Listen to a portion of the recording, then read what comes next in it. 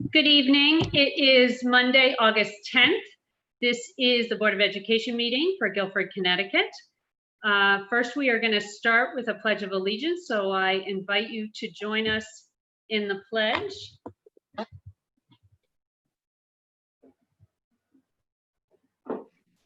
I pledge allegiance to the flag of the United States of America and to the republic for which it stands, one nation, under God, indivisible, with liberty and justice for all.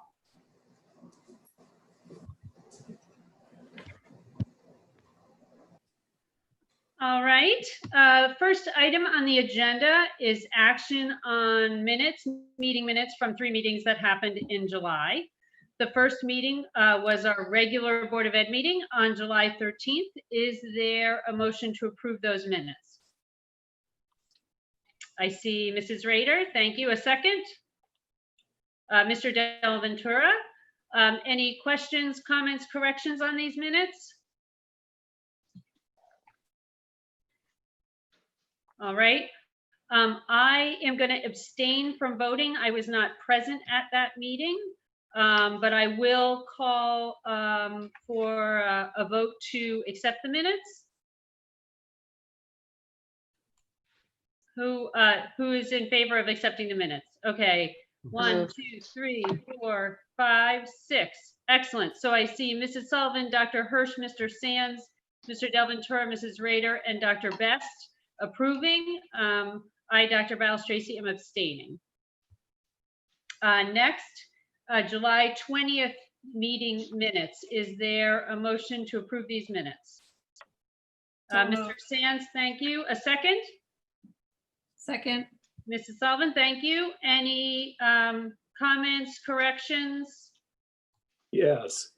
On page 4, the 3rd paragraph that starts, Mr. Sands commented. Let's go down 1, 2, 3, 4, 5, 6 lines that begins needs. Okay. And it says needs and their associated costs, which could be as much as 1.5 million. I don't believe that that was a number that was used. I think if you look later in the paragraph, you'll see that something in the order of 3.2 million is it's very early, but that was the estimate. I think we should put a period after associated costs, period, and take out which should be as much as, because I think that was put in there by mistake somehow. All right. I'm not quite sure it's a correction, Dr. Freeman, without some clarification from you. On the top of page 3, in the second bullet, high school students being assigned 5 to 6 courses. I think students can have anywhere from up to 7 to 8, or is that an accurate statement given the hybrid approach? The building schedule and classroom assignments were in a normal with elementary classes and high school students being assigned. We could just say full course loads, which would address. And really that's just, I want to be careful of, of suggesting it might be different. Thank you. Any other corrections? All right. I will note per the meeting minutes that Dr. Best and Mrs. Peck were not present. Assuming that is correct, I will call a vote of the remaining 7 members. So all in favor of accepting these minutes? Aye. I see Mrs. Sullivan, Dr. Hirsch, Mr. Sands, myself, Mrs. Rader, and Mr. Del Ventura. All right, thank you. And meeting minutes for July 27th, another special meeting addressing school reopening plans. Is there a motion to accept these minutes? So moved. Dr. Hirsch, is there a second? Mr. Del Ventura, any comments or corrections? Okay, I see none. Again, just to make sure this is accurate, I believe Amy Sullivan and Mary Best were unable to attend that meeting. So I'm going to ask for a vote of the remaining members. Everyone in favor say aye or raise your hand. Dr. Hirsch, Mr. Sands, myself, Mrs. Rader, and Mr. Del Ventura in favor of approving those minutes, meeting minutes. And Ms. Sullivan and Dr. Best abstaining. All right. Number 4 on our agenda is usually public forum. I will remind our viewing public that they can email Dr. Freeman or myself or any Board of Ed member. All of our email addresses are listed on the Guilford Public Schools website, so please feel free to reach out. Number 5, review and approval of expenditures for the month of July, both in terms of closing out the 2019-2020 academic year, as well as starting the 2020-2021. So I'm going to turn to Mr. Sands for that, please. Thank you, Dr. Bonaventura. All right. Let's take the closeout of the last fiscal year, the fiscal year 2019 to 2020. Expenditures for the month of July were $220,811.33. Expenditures and encumbrances through the end of the year were 99.58% of budget as compared to 99.97% of budget in the previous fiscal year. As a result, the 2019-2020 fiscal year ended with unexpended funds of $254,644.53, which exceeded the estimate that was given to the Board of Finance at the last meeting. So I think a very good job was done by everybody on the administrative team in keeping the expenses down. There's nothing particularly unusual in the reports. We went over these in some significant detail in the Operations Committee. So I would make a motion, Dr. Balistraci, to approve the financials for July 2020 as they relate to the fiscal year 2019-2020. Okay, a motion. Is there a second? Dr. Best, seconds. Any questions, comments about this report? This is something we did discuss in the Operations Committee meeting just prior to this meeting. So members did have chances to ask questions and go over the warrants at that time. All right, hearing none, I will ask for a vote on the motion and the second. All in favor of approving the expenditures for July as they relate to the 2019-2020 year? All right, 1, 2, 3, 4, 5, 6, 7.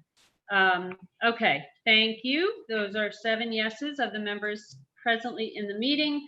And now, Mr. Sands, the July expenditures for the 2020-2021 academic year.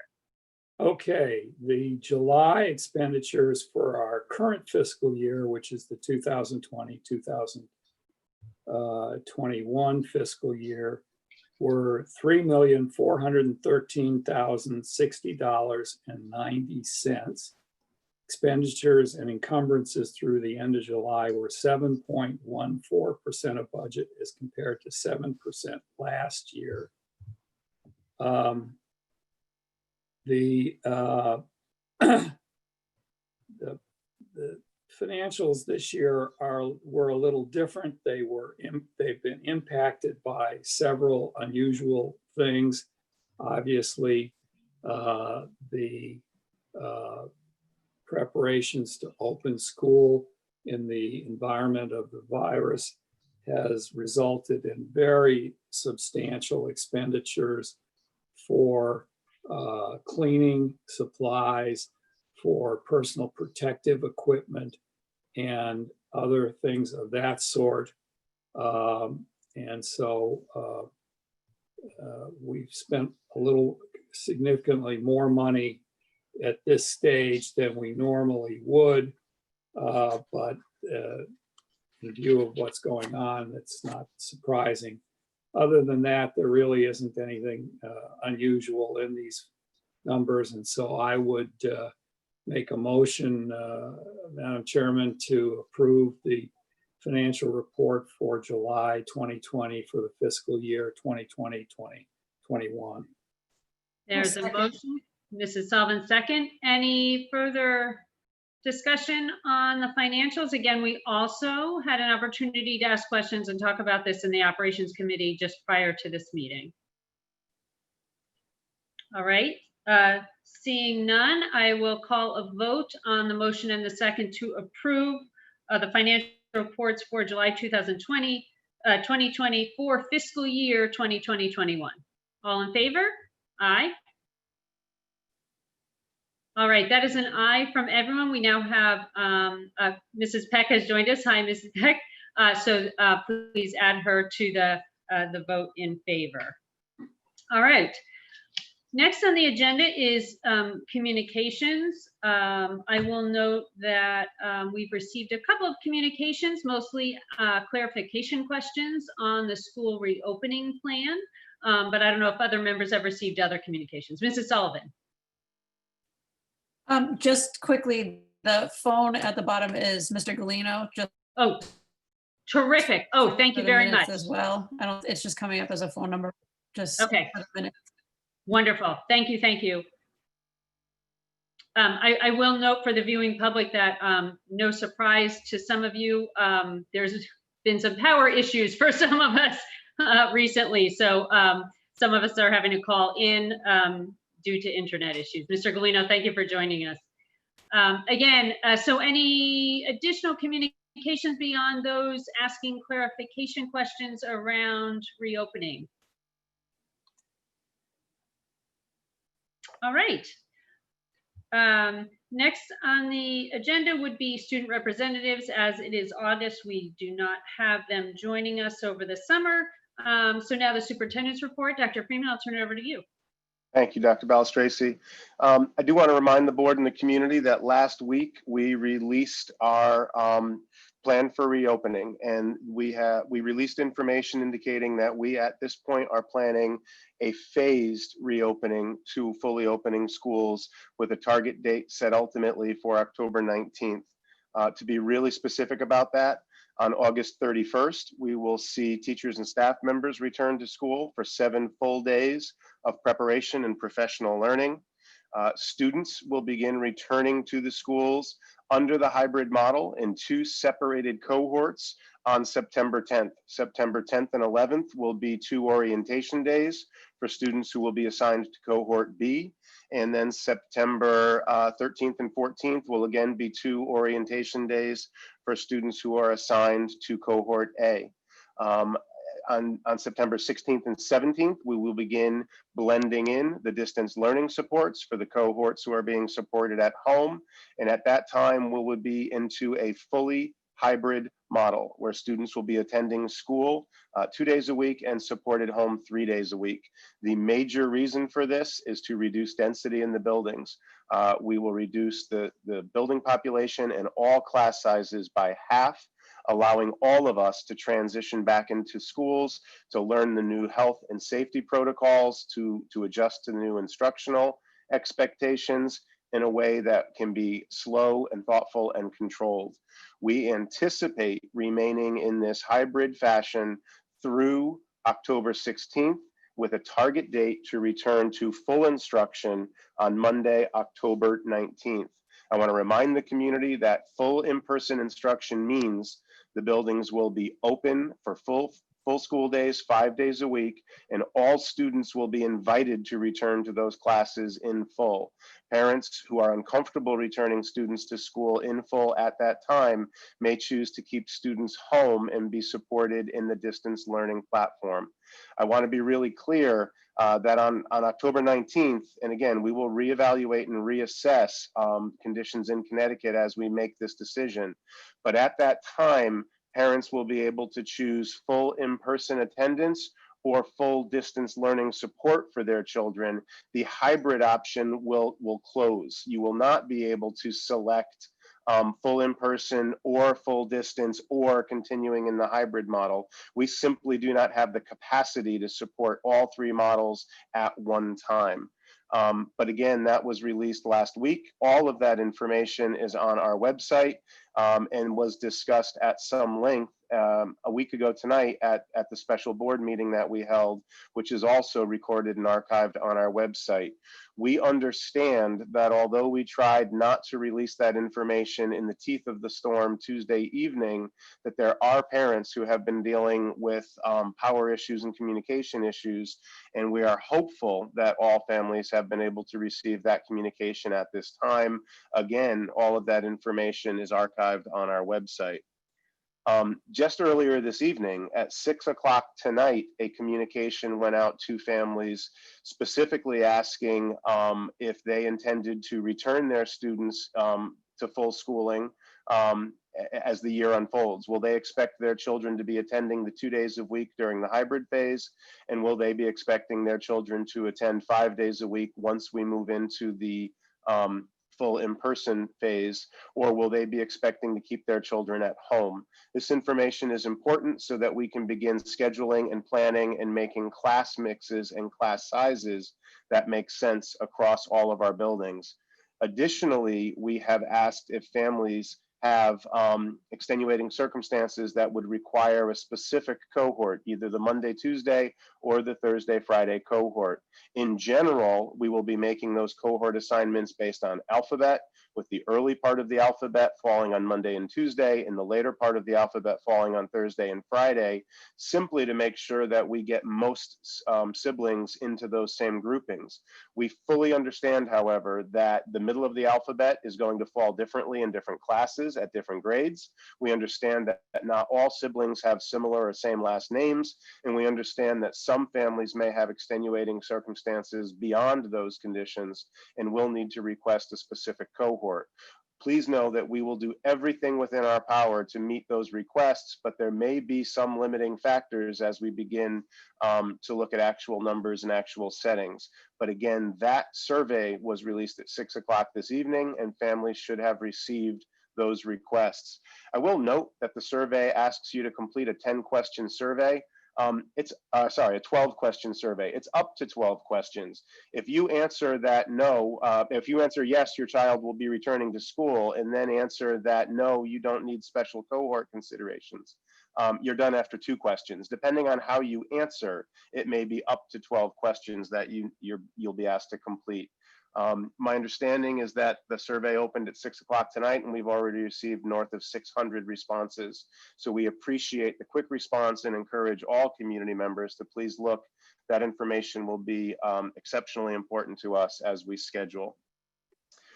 From this point forward, as we continue our planning, much of the work now begins shifting to principals at the very specific building level. Principals have been involved every step of the way in designing this master plan. Principals are now doing the detailed work of creating grade assignments, class assignments, building schedules, and then again, building those cohorts, a piece of the scheduling that has never been required before.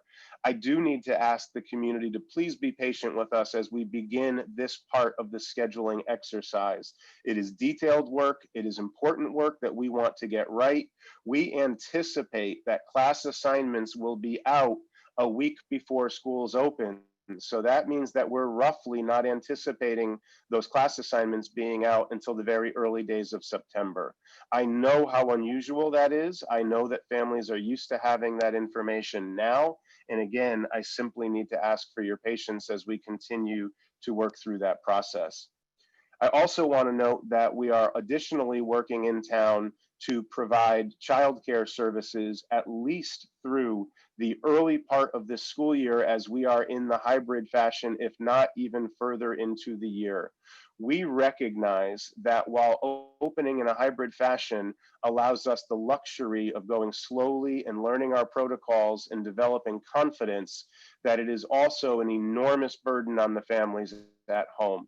We understand that having your students in school 2 days a week and home 3 days a week is a complication to all of your family and work schedules.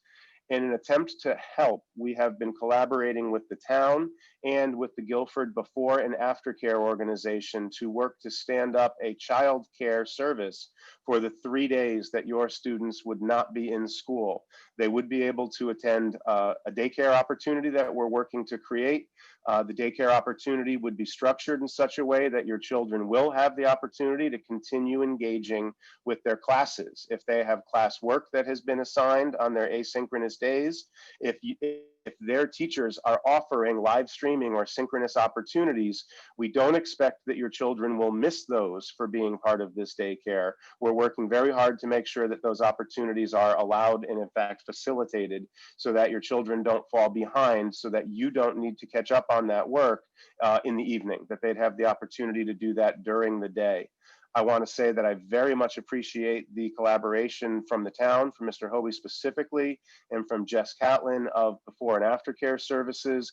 And again, I need to ask for your patience as we are working on this, and we are we're making good progress on the designs here, but it's not completed yet, and we're not ready to share details yet. I know that many parents and staff members received a survey asking if you would be interested in such a service if it were made available. I also really want to address a question that has come up around the child care service.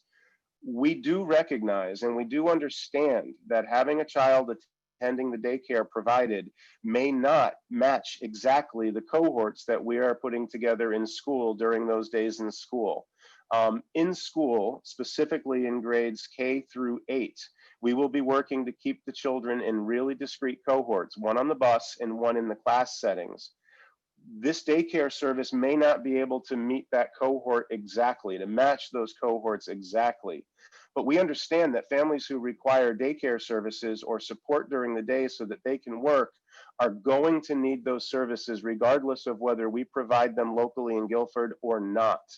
And we believe that it is a benefit, and in fact, it is a cohort of sorts to provide such a service that is local only to Guilford residents and staff members who are exposed to our schools already, rather than driving those families who have that need to look for those services elsewhere in Branford or in West Haven or in North Branford, where students in fact would be mixing with students from not only maybe other Guilford classrooms, but other communities. We recognize that it's a need. We recognize that not every family will have that need. Parents who do not want to expose their children to that additional cohort and who have the capacity could certainly continue to support them at home during those 3 days. But we felt it was important to offer, and we feel that it is a benefit in doing it locally rather than simply expecting families and staff members to find those supports on their own.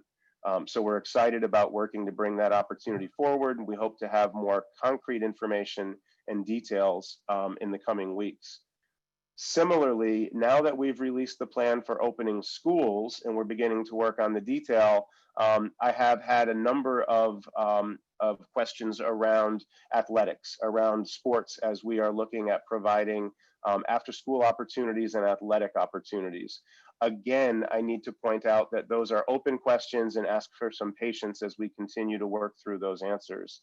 CIAC had released last week an initial draft of a modified high school athletic program. It's my understanding that there have been questions and suggestions raised, and that plan will be revised possibly as soon as this week. So we're following those developments closely. And we're looking both at how we participate in the CIAC opportunities that are offered statewide and regionally, while maintaining opportunities that we believe locally are safe for our students. Last week, Mr. Bowden and I met with Dr. Nolfo, our school advising physician, with Dennis Johnson, our town health, public health officer, and with Pam Nelliber, our nurse director, and had a long conversation about multiple topics, but sports was one of them. We'll continue to follow those developments, and we'll continue, again, to get information out to the community as soon as possible. And on that last topic, I do want to encourage the community to continue to go to our website for information. First and foremost, our entire reopening plan, all 47 pages of it, is available on our website. And while I realize that it is dense and while it may not seem easy to read, it is full of really useful and helpful information, and I really do encourage all community members to look at that document. It is not something that you need to read front to back in its entirety, but if you look through it section by section, you'll find information that speaks to many of the questions that we're receiving in that document.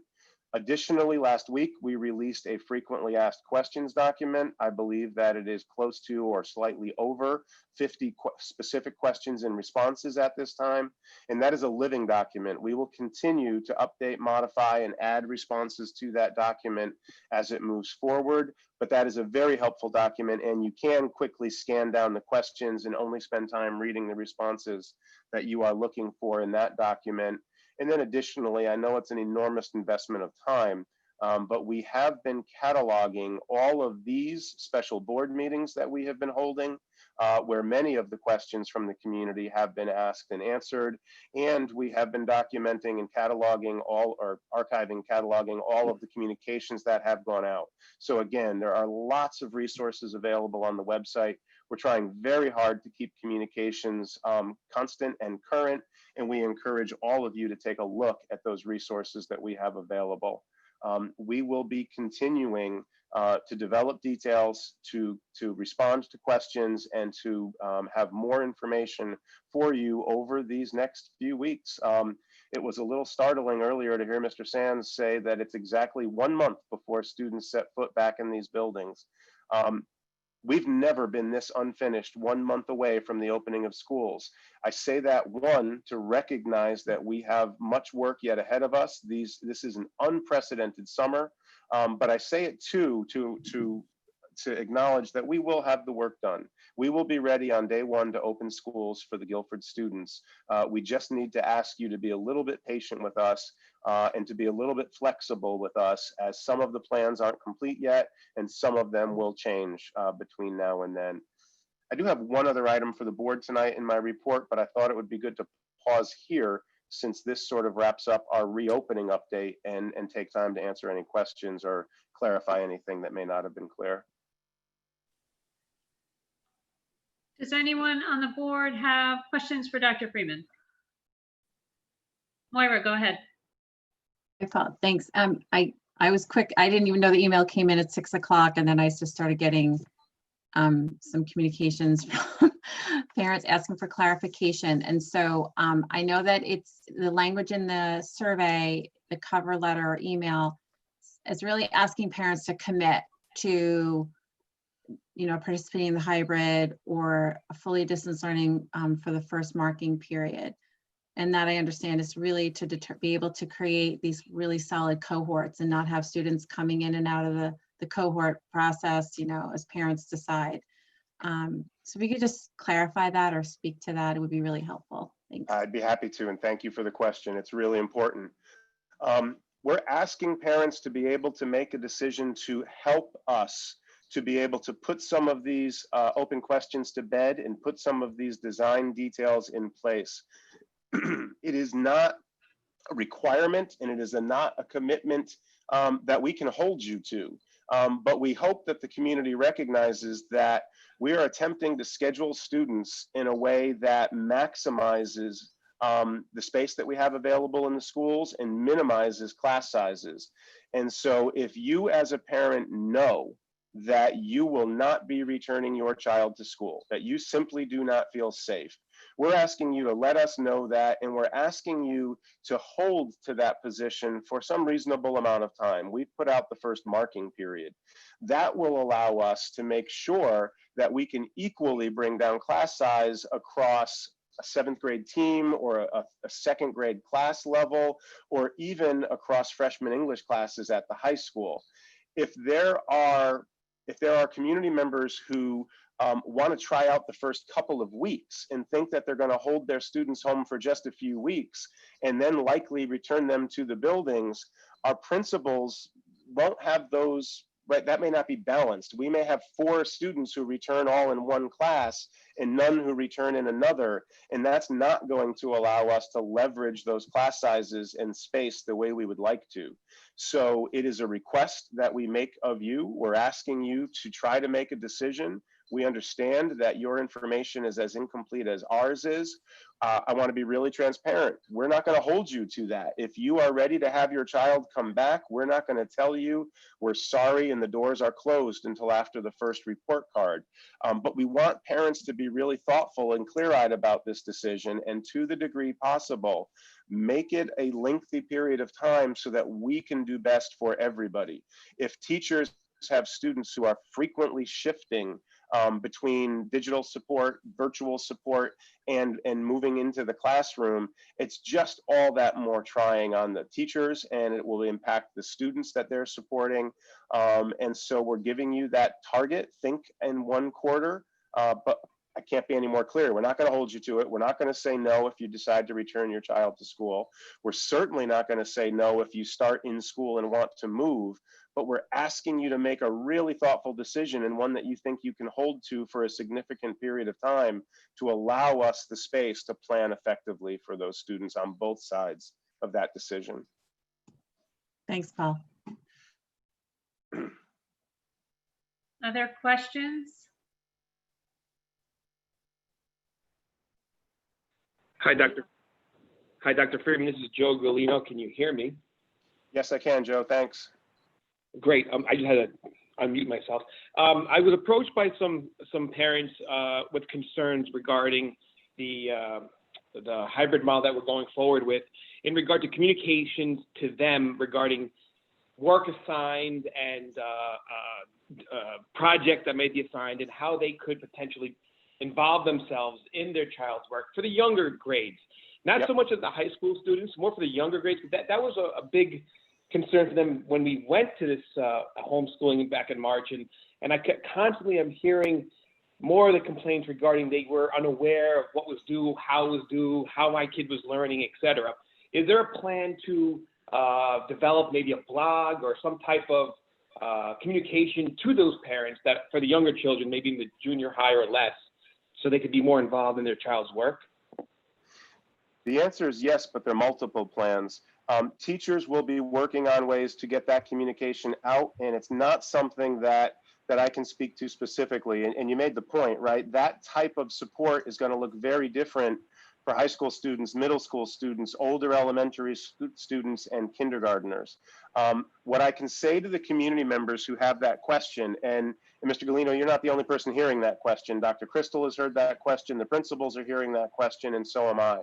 The 2 things that I would say is that, 1, we've heard the feedback. Through those 4 months of distance learning, we are aware that systems that include the parents are going to be important.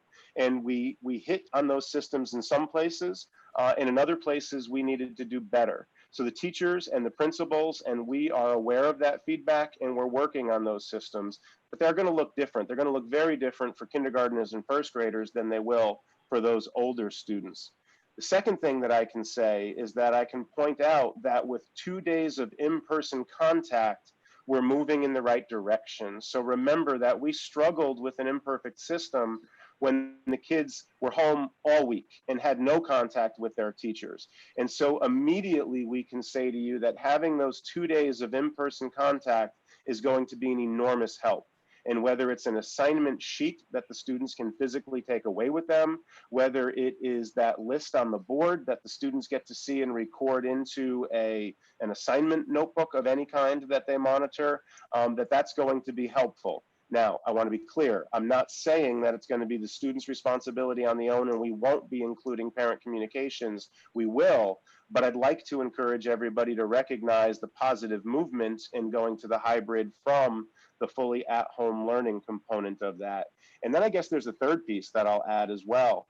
Remember also that we've got our teachers who are coming back for 7 full days of planning and professional learning before we open. Remember, when we moved into distance learning this first time, we did it essentially overnight. The students didn't have time to come in and be prepared for the change, and the teachers didn't have time to work out those systems while they were in school with their students before adopting them. So 3 things that I hope will help those people with that question to take a deep breath and know that we're moving in the right direction is that we know it's something we need to do better and we're working on it. We will have time this time, 7 full days to help the teachers prepare to do that, as well as the time that your students have when they come in with us. And finally, 3 days at home is less of a lift than 5 days at home every week. And so we are moving in that right direction. Dr. Crystal, I just want to open up here and ask if there's anything that you would add to my response. No, not really. I think that what you said is really critical. And I think we got some of that feedback from the focus groups that we did as well. Very much so. There were places in the district where there was team and grade level organization that went out to parents every week. And the students told us as well that it was very important for them to have things easily accessible in one place and to not have to jump around to different things. And that is definitely something that we're working towards in all grade levels going forward, is having a consistent weekly method of informing parents of what things are being addressed, what assignments can be due, what they're expected to turn in, and what things are expected to work on independently. So that's definitely something that we're working on. And in fact, it was really helpful to have some parents who had kids at different grade levels and even in different schools able to contrast. This worked this way with one of my children, but somebody else did something different and it worked this way with one of my other kids. And those are lessons that we have been sharing with principals and will be sharing with teachers as we work on a response to that feedback. Great, thank you. My other question that what was presented to me, which I think we talked about at one of our meetings, but I'm not sure if a plan was designed yet, was the school lunches. With this hybrid model, is there a plan to centralize the school lunches at one particular school like we did towards the end of the school year at the Guilford High School, or are you guys going to plan on doing it at each specific school like it was in the beginning of the shutdown in March? It's probably going to be a little bit of both. Lunches will be available in schools to the students who are attending on those days. So it will be a box or a bag lunch, and it will be available for students to essentially order in the morning and have delivered to the classrooms K through 8. So lunches will be available in every building to the students who are eating in those buildings. Lunches will be available for pickup as they were at the end of last school year for the students who are home for the days that they are home. We haven't completely ironed out right now whether that would all happen from the high school as it did last year, or whether we would have 2 different satellite locations, 2 kitchens working where different community members could pick up at different ends of town. I think it's safe to say that we won't be offering pickup at all 7 of the buildings. It's likely it will be at 2 or 3, if not 1, but that final detail is not complete yet. I can assure you there will be lunches available for students as they attend, and there will be lunches available for the students who are also at home on the days that they're at home. Again, the target date of October 19th would have all students coming into school. There would only be a very small number of students that we're anticipating who would be home on full distance learning at that time. So at that time, any lunches that remained available to students who were not attending would very likely collapse to one centralized location, as we expect it will be a small number. Okay, thank you. Other questions? I had, Go ahead. No, go ahead, Moira. That's what this is for. I saw John raise his hand. I don't want to. This Oh, was just go ahead. a quick question about substitute teachers, Paul. And we're going to be giving the teachers as much time as we can in those 7 days to prepare them. But I'm anticipating there's going to be the need from time to time for substitutes, and how are we going to properly prepare them for the safety protocols and all of that if they're not part of that? And this may be something still to be worked out, and that's absolutely fine. But it's been asked by a few people, so I just thought maybe we could address that if it's possible. It is. There are components of it that we still need to respond to. There's a couple of pieces that we have in place that we know we can respond to. There will be some long-term substitutes who will need to be put in place this year. And those long-term substitutes who are working for 40 days or more would be supported essentially in the way that we support regular staff members. And so hopefully all of those positions will be identified and filled, and those teachers would actually be going through the training and the orientation with all staff members early in the school year. Beyond that, we have always maintained what we have called daily subs at every building. We've always assumed that there's the need for at least one sub at every elementary school, and I think there's 2 and at middles and possibly 3 at the high schools. And those are subs who report to the school every day because we know that we're going to have a need for them. We're simply doubling that staffing as we go into next year. So we will have more substitutes who are on the ground, familiar with a specific school, and again, trained in all of the safety protocols and procedures of that specific building. There are people who will know the building, know the teachers and the students there. And so we're doubling the number of folks who we'll have on the ground who can spin into those substitute positions and be very well versed in the protocols of the building. Beyond that, we are still working on how we will orient the traditional day-to-day substitutes that we use. And so we are looking at options of whether we limit them to fewer buildings so that they can learn those building protocols well. But in that case, we know that it's a need and we haven't exactly figured out how to make that training available. And we know that that's something that we have to respond to before the end of the summer and the beginning of the school year. Thank you. John, go ahead. Hi, Paul. How are you? I'm good. So I'm reading through addendum number 5 from the state, and it all looks, pretty basic. And this is in terms of, sorry, just to let everybody know exactly what it is. It has to do with symptoms and reporting, and when an individual should be out of school and when they should not be, and when to be tested and when they should not. Where are we as a district in lining up with this addendum number 5? Is it, are we making any changes to it? Are we going to heed by the state's advice? Any input on that? Yeah, we're working on that. We met, that was one of the other significant items that we went through with Dr. Nolfo and Mr. Johnson, Mrs. Nellaber, as we met last week. In addition, we are creating a second nurses station in every school. So every school will have a second nurses room, what the state has referred to as an isolation room for students who may be showing symptoms. We're bringing on an additional health aide at every school in the district so that there will be an additional set of hands to support the work of the nurses at the schools. And we're working through all of those scenarios. In fact, the state has published, I'm not sure if it's embedded in addendum number 5 or if it's an additional item, scenarios. And in each of the different scenarios, how are the local school authorities and health authorities to work through? We will be following the state guidance. We're working through each of those now so that we can role play each one of those while it is still hypothetical and theoretical before it becomes a real event. And if we find any areas where we hang up, where we believe that we don't think that the flow chart the state has provided is the right way to go, we'll be sharing that feedback with the state and determining with our local authorities whether we need to do something different. I know those are all vague because we're still early days on working through that. I get it. Thank you. Jason, did you want to add something there? Just real quick, John, that topic came up today via discussion via email with our director of nursing and Dennis Johnson. So as that addendum came out, we were already looking at our plan and getting feedback from Dennis and Dr. Nolfo on how we can make adjustments based on to our plan and protocols based on what was put out recently from the state. Okay, thanks, Jason. Other questions? Dr. Freeman, I had a question. It's one I've heard raised about the orientation days in the beginning of the year with a hybrid plan.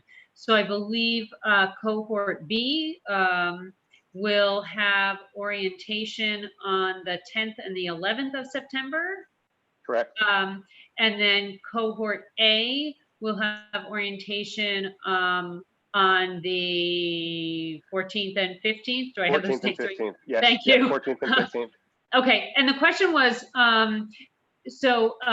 once school begins, once we get past orientation, there will be students on Monday and Tuesday or Thursday and Friday in the building, and other students in any particular classroom doing social distance learning, synchronous and asynchronous learning. What happens on those orientation days for students who are not in the building was the Summertime. question. I'm sorry?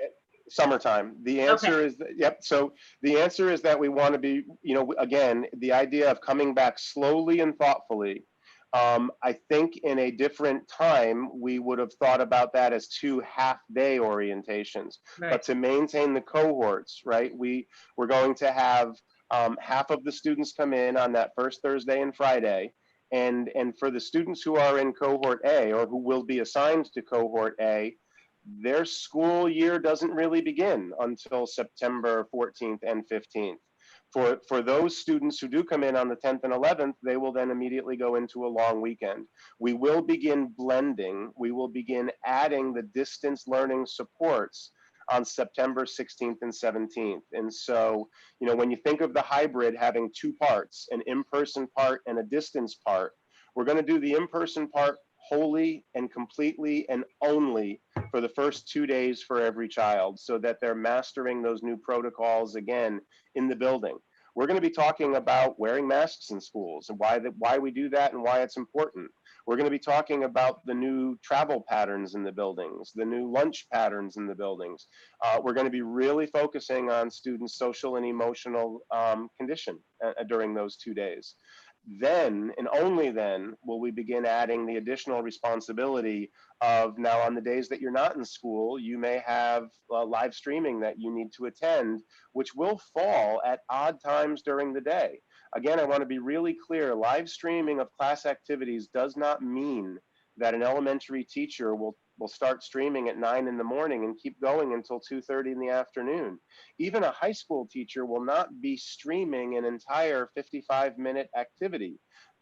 Very likely, we will be streaming only the direct instruction, or while I hate to use this word, I will, the lecture portion of a high school class, which in good instructional paradigms only takes 15 or 20 minutes. We don't have high school teachers who lecture nonstop for 2 hours. So your children will be dropping into those activities and then signing out to go do some independent work or small group work with students that they may meet in a Google Hangout or a Zoom breakout room. So again, we're going to enter into the orientation days first up until September 16th. We will then begin blending in the distance supports as well as the 2 days of in-person instruction. And we really hope that we will be able to maintain our target date of October 19th, at which point we will return students to 5 full days of in-person instruction. And we recognize we will still be supporting some small number of students 5 days a week in distance instruction at that time. So it really is wading into the shallow end of the pool, Dr. Balistraci. The state is very supportive of this approach. Multiple districts around the state will be using a similar approach, and we think it's the right way to ease students back in after this long and very unusual absence from their classrooms in person. Terrific, thank you. Other questions for Dr. Freeman before he goes on to the next item in his report? Okay, not seeing any. I believe you're going to give us, Dr. Freeman, an update on the administrative retreat. Yeah, so usually this time every year, I'm very excited and highlighting for the board that we're taking our leadership team and usually going off-site and trying to be really creative and outside of the box and challenge ourselves as a leadership team with our annual retreat. It is usually a 3-day event. I want to point out that for this year, the first thing that we have done differently is that we've reduced the time from 3 days to a day and a half. Our principals simply have a lot of really practical and demanding logistical work that needs to be done. And we were very concerned about the idea of being away from our schools and desks and phones and email mailboxes for 3 days of brainstorming and creativity and ideation. And I know that this board will recognize that that is a very difficult decision for me to make. I do want to point out that in the day and a half that we have, we will be focusing on three really important pieces. First, we're going to be focusing on leadership in really unsettled times. I want this community to know that second only to the impact that their teachers have on their students' success in the classroom is the impact that these 7 principals have on the impact of their students' experiences in our schools. Our principals will be leading their schools this year, our schools this year, and I know the term is overused, but in unprecedented times, we want to give them the opportunity to talk about that leadership. So we will be talking about what it means to be a leader when students are coming into schools and may be nervous and unsettled, when teachers are going to be coming into schools and are going to be nervous and unsettled, and when the principals themselves will be dealing with their own personal feelings of being nervous and unsettled. So part of our time together will be focusing on that leadership challenge and what it means to lead under those sorts of conditions, and what it means to support teachers and students' parents under those conditions.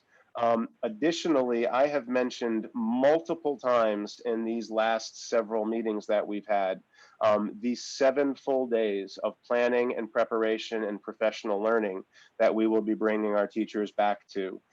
Much of this day and a half will be committed to actually building and planning for those 7 days. We know that in that time, teachers will need time to talk about the health and safety protocols that we have put into place and that they will be responsible for implementing. So that will be part of the time. We know that we need to talk about the social and emotional wellness of our students as they return and what it means to be looking out for students who have gone through what they've gone through in these last 4 months. So we'll be talking about social and emotional wellness, and we will in fact be learning about trauma-informed instruction. We will be talking about blended learning. I've mentioned over and over again that teachers will be supporting the students who are physically in the classroom with them, as well as the students who will be at a distance, both during the hybrid phase and as we move into the fully in-person phase.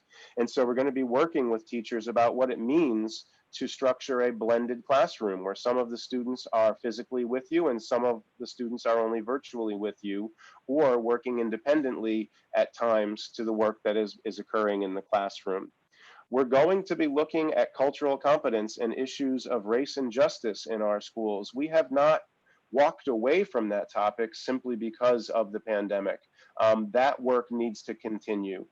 So we have significant work to plan what those 7 days will look like, to share the labor of those 7 days, and to make sure that in all of it, we're taking the time to give teachers the time and the space that they need, because we're concerned about their social and emotional wellness as well. So teachers need time to be in their classrooms, they need time to be with their colleagues, and they need time to just adjust to the space of the buildings just like everybody else. So it's an unusual retreat this year. We will not be leaving Guilford. We'll be spending part of the time at Guilford High School, working collaboratively as a team, and we'll be spending some portion of the time at the Guilford Yacht Club in a big open space that they have that works very well for an in-person meeting that maintains social distance for our leaders. I'm excited about it. I'm excited about it in a different way than I am usually. But we're looking forward to continuing this work, and we're working with a couple experts that we've partnered with in the past. Jason Stricker from Inside Education will be with us. He worked with our leadership team some 3 or 4 years ago, and last year we worked with his partner, Dr. Michael Moody, on issues of race and equity and justice during this same summer retreat. And we'll also be working with Dr. Tom Allen. Dr. Allen is a PhD psychologist and therapist in the Guilford and East Lyme and Essex areas. He is an expert in the area of social emotional wellness and students particularly, and we'll be working with Dr. Allen and Mr. Stricker during this day and a half, as well as doing some really in-depth instructional work with Dr. Crystal. So wanted to let the board know that we haven't eliminated that opportunity. We have truncated and modified that opportunity because of the realities on the ground this year. And again, while we're excited about that work, we're excited about it in a slightly different way than we have been in years past, and just wanted to highlight that for the board and the community. We start at 9 o'clock tomorrow morning. Wonderful. Questions, comments? All right. So now we're going to move into the board agenda phase of the meeting. There are a number of things that we are going to need to vote on because some of us are on the phone, and I want to make sure I accurately reflect everyone's vote. I am just going to run through people's names. So please forgive me. It takes a few more seconds, but that way I can make sure that we're actually accurately reflecting the process. The first thing on the board part of the agenda is to act on personnel items. So I will note that we have been asked to ratify the resignation of the following teacher, Rebecca Luther, who is Jones Elementary School. She has been a speech language pathologist with us for 4 years. Is there a motion to accept this resignation? Mrs. Sullivan, thank you. Is there a second? Mr. Del Ventura. And so now I'm just going to ask for a vote, and I'm going to go across the way I see people. Dr. Best, approving? Yes. Mr. Sands? Yes. Mrs. Rader? Mrs. Sullivan? Aye. Mr. Del Ventura? Mrs. Peck? Dr. Hirsch? Yes. Mr. Galino? Yes. Wonderful, thank you. All right, and then we have 7 new teachers, ratifying the appointment of new teachers. So I will go through these. Henry Prescott for Guilford Lakes Elementary School, a phys ed teacher. Laura Weaver for Lakes Elementary School, a special education teacher. Mark Severino for Guilford High School, world language Spanish. Lindsay McNabb Renault, Baldwin Elementary School, music, the band. Nadine Habas, and I am gonna hope I'm pronouncing these correctly, please forgive me. Cox Elementary School, grade 4. Gina Santino Wojtek, Baldwin Middle School, grade 5, a 1-year assignment. And Nitsa Haddad, Leet Elementary School, Spanish. So this is terrific.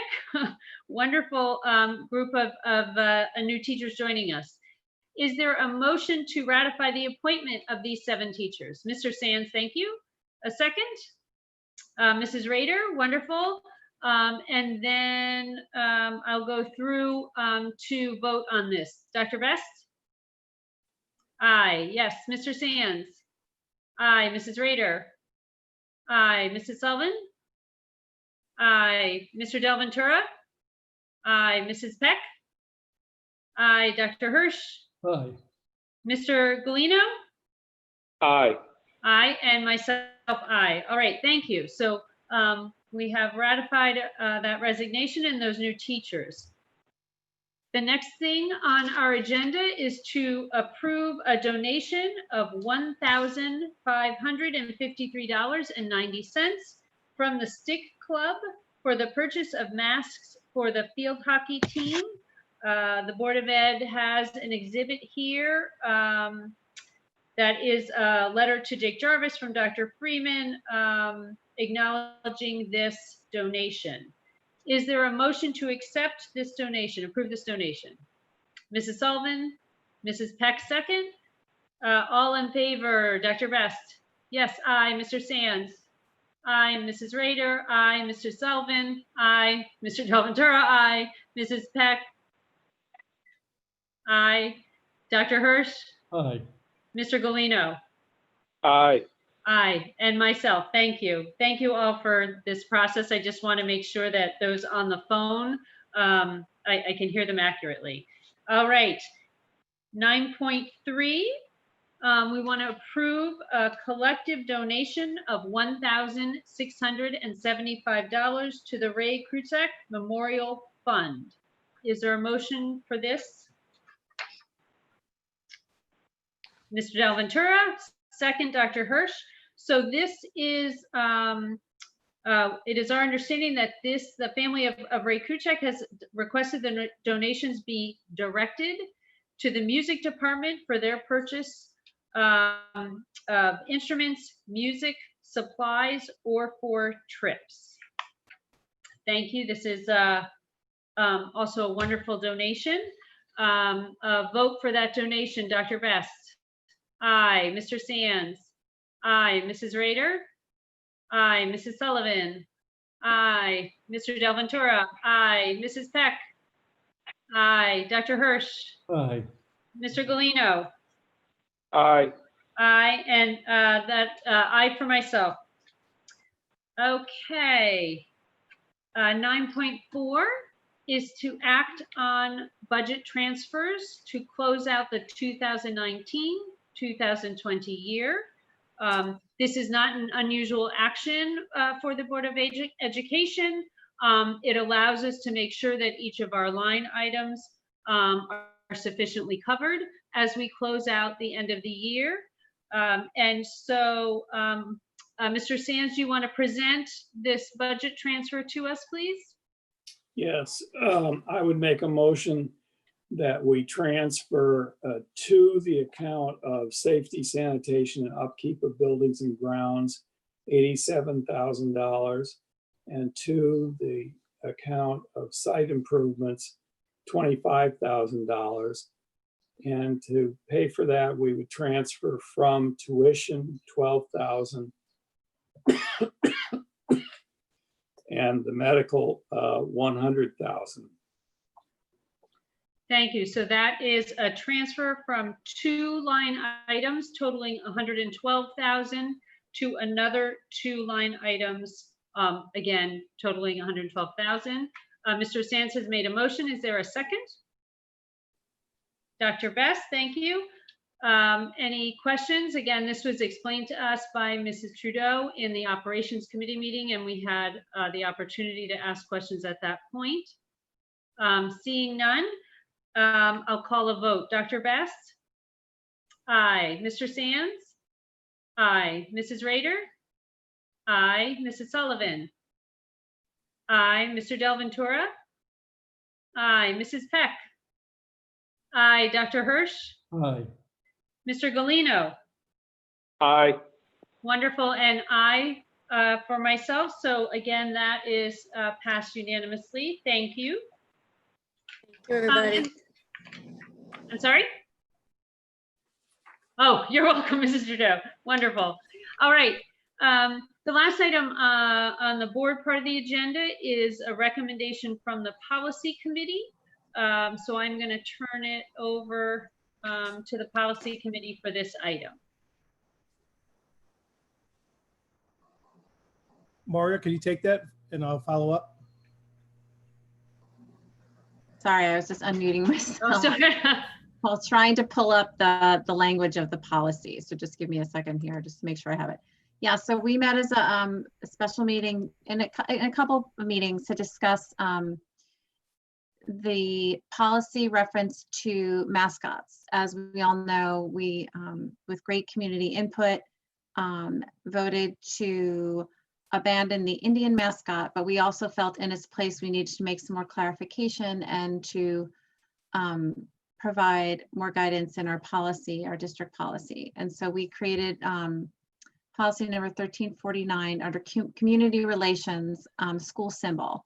And the language reads as follows: school symbol means all mascots, nicknames, icons, and descriptors, including symbols, banners, flags, pennants, or similar identifiers. The board prohibits any use or reference to a race or ethnic group as a school symbol. The board recognizes the value of a school symbol to school spirit and morale. The decision to adopt or change a school symbol shall be made at the individual school level in conjunction with the school community and student body, excuse me.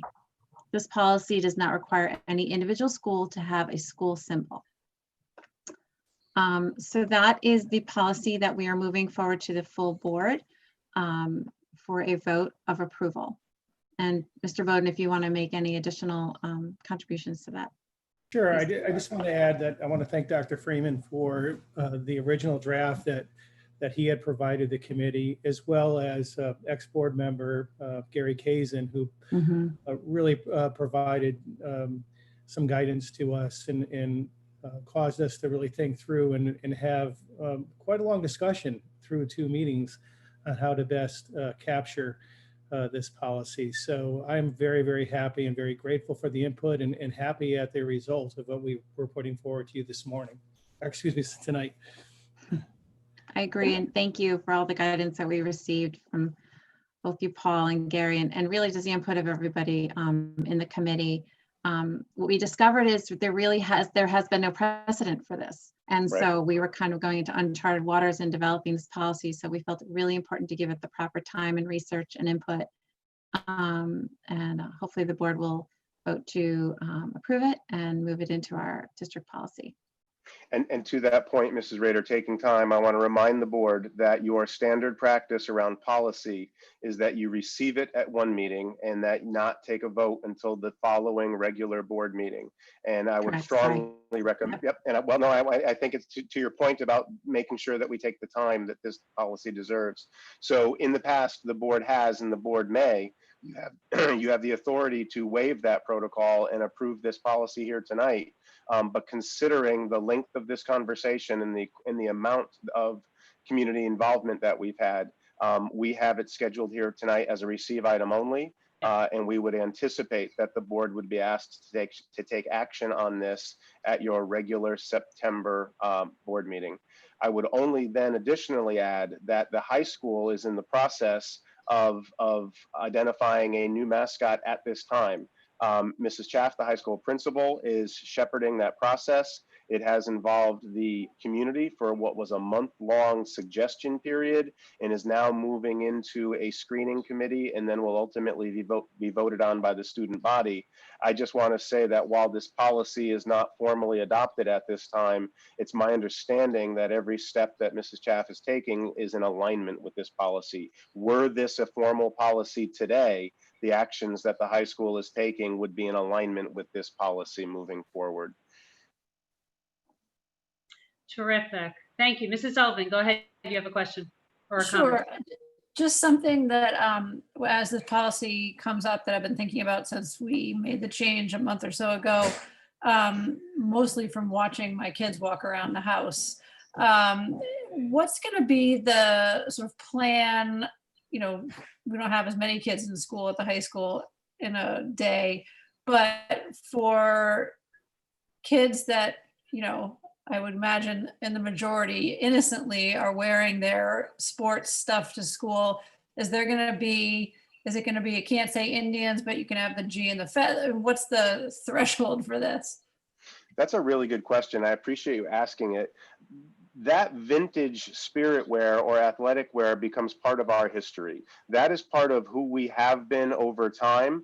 So while our teams on the fields will no longer be wearing uniforms that say Indian on them, and while we will no longer be producing spirit wear that has that moniker or nickname on it, we will not be trying to say to students that they may no longer wear the jersey that they wore last year as part of an athletic team.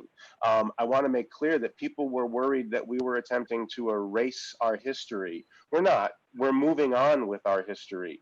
And those items will become vintage items that will become less and less common over time. And it's my hope that the new mascot is going to be one that is widely approved of and that students have enthusiasm and excitement for, and new spirit wear will be flooding into the school and taking the place of the older wear. So it will not become a dress code violation to wear a t-shirt that is a year old or 5 years old. I still have Guilford wear that has the emblem that looks very much like the Green Bay Packer G and is very clearly a copyright violation. That is part of our history. That is vintage gear. I'm not clearing that out of my closet, but we expect that the new mascot, whatever that is, and the new spirit wear, when it begins to flood into our school, will very much be filling that space. But it will not be a dress code violation, and we're not going to pretend that we weren't the Indians for 70 years. I hope that that vintage gear can become part of really open and honest conversations about why the change occurred and why are we no longer producing the gear that has that moniker on it, and students can engage in a really thoughtful conversation in that way.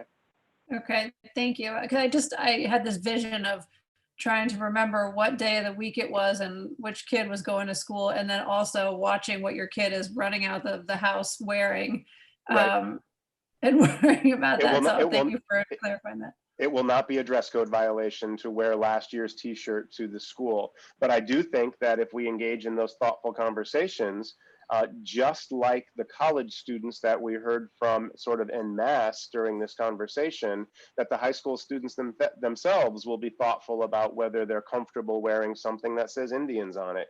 It should become an individual decision, and I hope that students make thoughtful decisions in those choices, but it will not be a dress code violation, and we will not hide from our past history. We'll talk about it and interrogate it and think about it.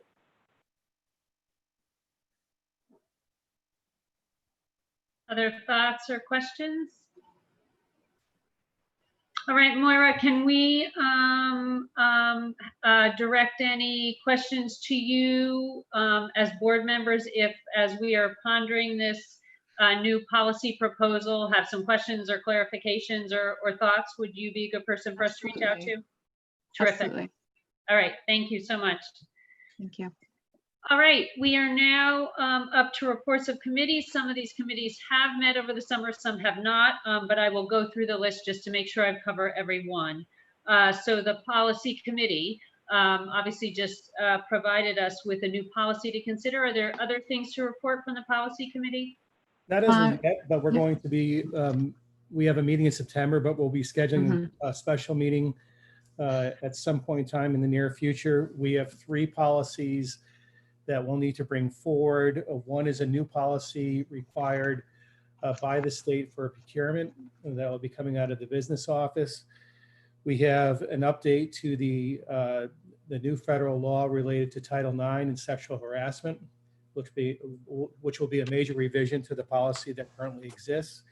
And then our third policy revision will be a temporary policy related, related to COVID matters that CABE is recommending that boards of education adopt. So those are the 3 that we have right now. Maura, I cut you off. I'm sorry. No, that's what I was going to say. I only knew of our scheduled late September meeting, but anticipated, given the circumstances, that we'd likely have to meet before that. All right. Operations committee, we did meet just prior to this meeting this evening, but Mr. Sands, is there anything you wanted to add? Well, the only thing I would add is that we had a good and thorough report by our operations director, facilities director. We were making very good progress towards having all the schools ready to go until we had this storm, which has created some delays. But we're still hopeful that the buildings will all be ready to go when we open up on the 10th. Right, terrific. Curriculum Instruction and Assessment Committee, I'm not sure that it has met over the summer, but I do want to check in. No, we met last May 26th. So that was our last meeting, and our next meeting will be in October, the start of the new school year, and we will have, I'm sure, a new agenda that Dr. Crystal will be helping work on. So we will be starting over again in October. Wonderful, thank you. Any liaisons to town committees Any reports? All right. And I'm not sure if the Learn Board of Directors has been meeting over the summer. I don't believe they have. No. Nope, I assume we'll be resuming in September. Wonderful. All right. So that does bring us to the end of the meeting tonight and our agenda items. I will again note to the public that all of the board members and Dr. Freeman continue to be available via email with questions. We will continue to be learning more about the reopening plan as our school administration busily prepares the details of those plans. Please again note the frequently asked questions, the FAQs that are on the Guilford Public School website, which really do, I think, provide a breadth of both questions and answers, certainly that we have heard a number of times. But again, as those plans develop, we will continue to provide the community more detail. Dr. Freeman, do you have anything you want to add before we close this meeting?